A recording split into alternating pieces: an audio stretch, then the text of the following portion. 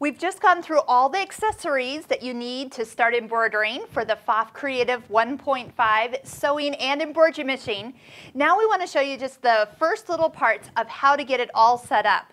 So we are going to put on the presser foot, we're going to thread, we're going to put in our bobbin that has been wound with bobbin thread. Your USB stick needs to be plugged into the side, and you do need some embroidery needles in the machine. Now, as you get ready to attach the embroidery unit, when you slide off the accessory box, let's go ahead and start by lowering the feed dogs. Now, you're going to push the lever that's back behind the edge here towards the inside of the machine. Once those are down, then they're not going to be moving on the underneath side of the fabric. So I have oftentimes had people leave them up, but since we are off and we can get to them, make sure you lower them down. It just makes more sense. As you slide this whole entire unit on, okay, you will find that the machine will switch over to the embroidery side automatically. So it didn't matter that the machine was actually on, but it does say remove hoop, so there's no hoop attached right now. Disengage my IDT, which I haven't done yet because I still have a regular foot on, so I'll take that foot off, but I've gone ahead and disengaged it. And attach the presser foot, which we will do, and then touch OK. Every time you turn the machine on, that message is going to come up. So just make sure you don't have a hoop on while it did that little calibration at that point.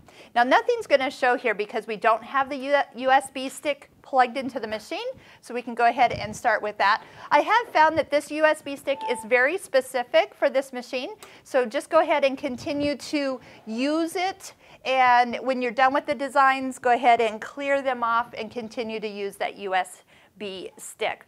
All right, so foot. Let's do foot next. I've already put an embroidery needle in, so all we need to do is take the screw out of the side, remove the ankle. Let me show you a little trick that I often recommend. So this ankle is smaller, but if you actually leave it attached to a foot, it's a lot easier to find. So what I'll do is just store that away in here, and now I'm not looking for an ankle all by itself. It's easier to find the whole entire set. All right, so that's one little trick. The next little trick is to, when you go to put this on, this arm does need to be above the needle screw, but to get everything to line up nicely, when you go ahead and get this close to the machine, is go ahead and lower the needle down gently into the foot. So see how I've had that centered there? And then go ahead and put the screw in place.